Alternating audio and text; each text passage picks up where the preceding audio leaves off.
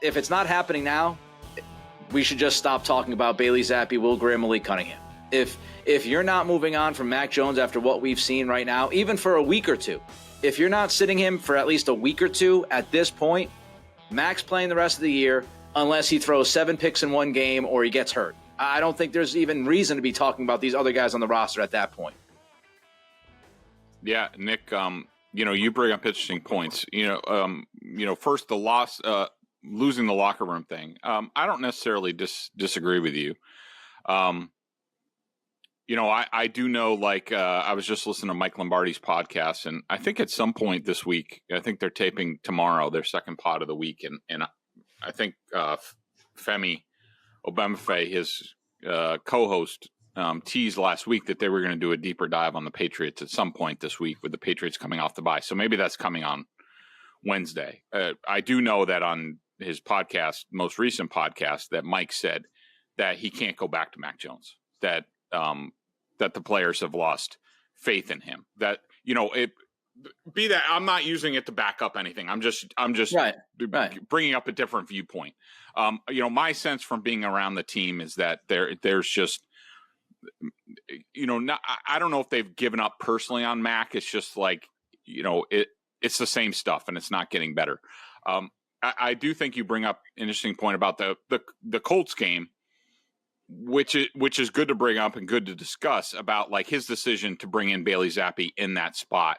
I've heard a lot of people say they've never even seen that before, that, benching a starting quarterback with a chance to win the game with one drive left, that's unheard of in the NFL. I mean, I guess it is. I can't think of too many times. I do think that,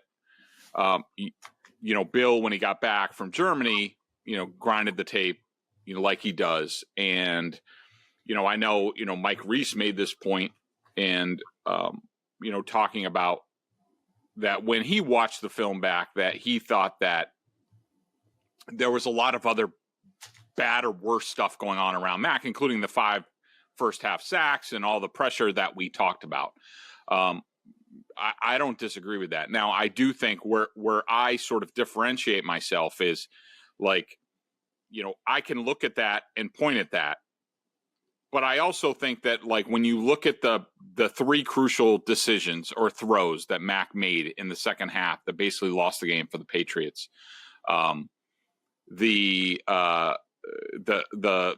third down on the first drive of the second half, the throw where Bill O'Brien yelled at him, the throw to Hunter Henry in the end zone in the fourth quarter, and then the last interception. To me as a coach, you need to deep dive those plays and you need to identify, all right, now why did these plays fail? Why did our quarterback fail?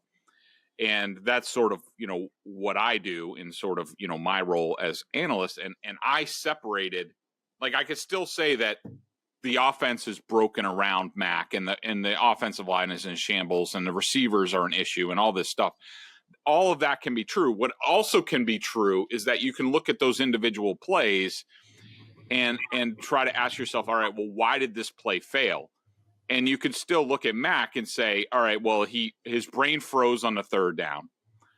The throw to Hunter Henry, to me, I'm not sure if Hunter ran the right route, but Mac sort of also froze and sort of just threw the ball up, which has been a problem for him. And then the last interception, we all know that was a complete and utter breakdown. I think you can separate, both can be true, that the offense can be broken, but also that the quarterback is in a spot at this point, yes, from all that's gone on, but can he execute in the crucial moments depending on what's going on around him, despite what's going on around him? And at the end of the day, I came to the conclusion that Mac was the fundamental problem on these crucial plays.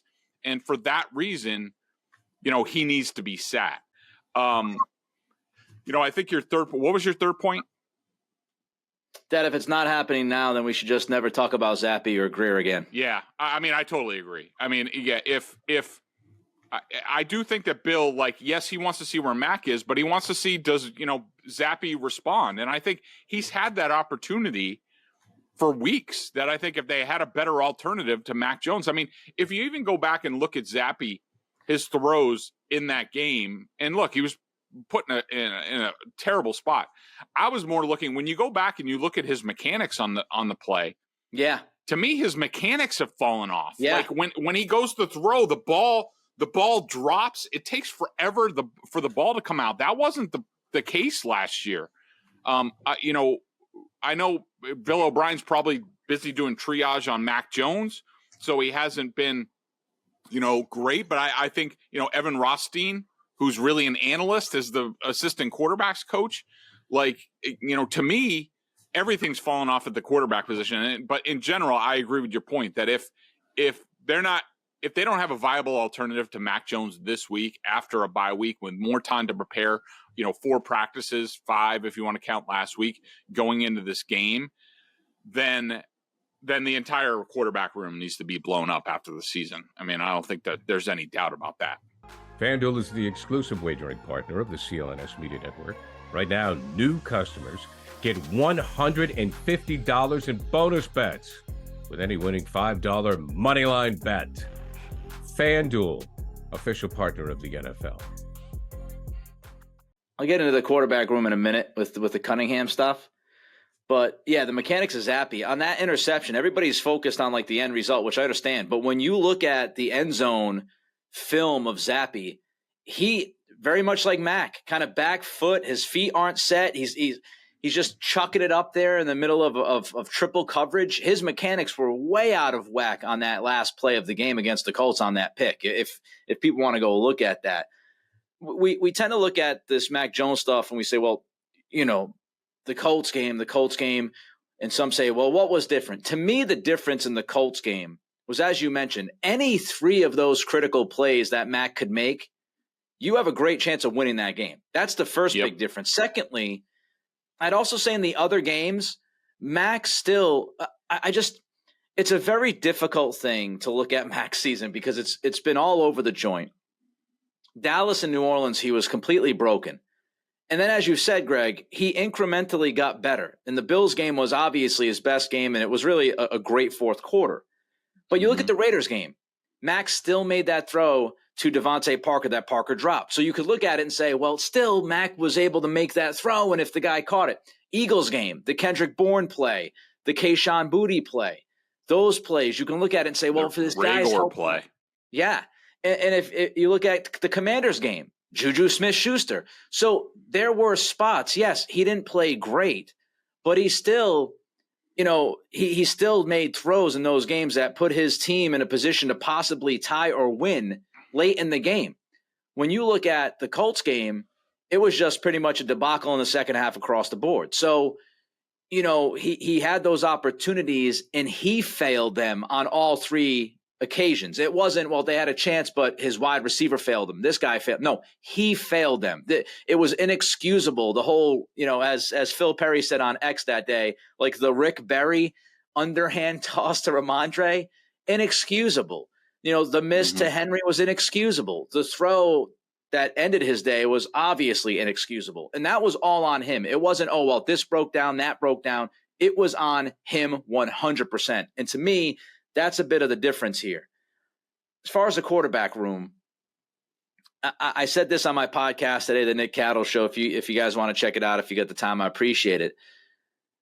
I want people, and I also posted this on X at Nick C Radio, I want people to fully appreciate what I'm about to say, because I don't think people fully appreciate what's happening here. Greg Bedard is a very intelligent viewer of football. He breaks down a lot of film. Andrew Callahan's a pretty smart guy. I've heard other people bring up Malik Cunningham. I don't fault Greg or Andrew or anybody else saying, hey, well, maybe you should just try Malik Cunningham and run the football a ton. Here's the point, though. The mismanagement of the most critical position in the NFL for this team by this GM, head of football operations, and head coach has been so bad that there have been 0 injuries at the quarterback position this year. We're in week 12, and people are actually looking at an undrafted free agent just 7 months ago, a guy who was cut a month ago, and somebody who has been practicing as a wide receiver for most of this season. We're actually looking at that guy as an option, as a break glass in case of an emergency. No injuries. No injuries. This is the quarterback room that has been created and developed by Mr. Bill Belichick. I just hope people are truly appreciating how much of a disaster this truly has been at the one position that you can't screw up, Greg. Mm-hmm. Yeah, I mean, we've talked about it before. I mean, I just think that, a couple of things. I mean, I think that there is truth, and I know Felger says it a lot, but I do think there's truth that Bill looks at the quarterback position like any other position on the field. It's been his way throughout his career. You go back to Cleveland, you go the early days of the Patriots, Cam Newton, what he's done since then. Like, I do think that there's a lot of truth in that. But I also think that this is I think that it's either one of two ways that you go at the quarterback position. You have to evolve your thinking. Like, you can't just be like, well, this is what I think, and the quarterback is one of 53, and as long as they run our system, like, they'll be fine. Any of the top 15 quarterbacks we can win a championship with. Like, I do think there's a lot to debate in that. But you have to choose one of two paths. Like, and this is what I've become convinced of. Like, it's either, if that's what you believe, then you need to make sure that the offensive line, that you have the key pieces in the passing game, the slot receiver, the third down back, some sort of dynamic weapon, whether that's a tight end like Rob Gronkowski or it's a wide receiver. You need those three pieces in the game. You need a good running game. You need a really good offensive line. And what the Patriots are where they are because they've half-assed all of it. Like, this is why I push back against the people who are just like, well, Mac Jones sucks. Like, Mac Jones doesn't suck. Like, there's not a lot of around him. And you just have to do, either you have the Patrick Mahomes, that can elevate everybody. And there's really only one of him in the league. I mean, I think a lot of the other quarterbacks in the league, but I mean, look at Josh Allen this year with a crappy offensive line and no running game. He's a mere mortal, and he's a turnover machine. There's really only one Patrick Mahomes, just like there was only one Tom Brady. And if you don't have that unicorn, who can make something out of nothing, then you need a lot more. And they've just completely fallen off on the offensive line. The weapons, they don't have any. They don't have a third down back, and the offensive line has fallen off. And the coaching, I think the coaching of the Patriots offense has completely fallen off. And now I think a lot of Bill O'Brien, but like, I don't think Adrian Clem is a good coach. I don't think Adrian Clem is obviously a huge step down from Dante Scarnecchia. Vinny Sunseri is a huge step down from Ivan Fears. Chad O'Shea, Mick Lombardi were really good, tight ends and wide receiver coaches, who were proven, who won a lot of games. And those guys are all gone. And so I think the whole operation has fallen off. And that's why they are where they are. And it's Belichick being stuck in his bubble, trusting the people that he knows with his networking, not willing to go outside. Last year, I don't think it was a bad idea to change the offensive scheme. I really don't. The idea to try to make it more simple for Mac and all of those kinds of things, maybe move to more of a West Coast feel to their offense. The problem was that you didn't bring in somebody like a Bobby Slowick.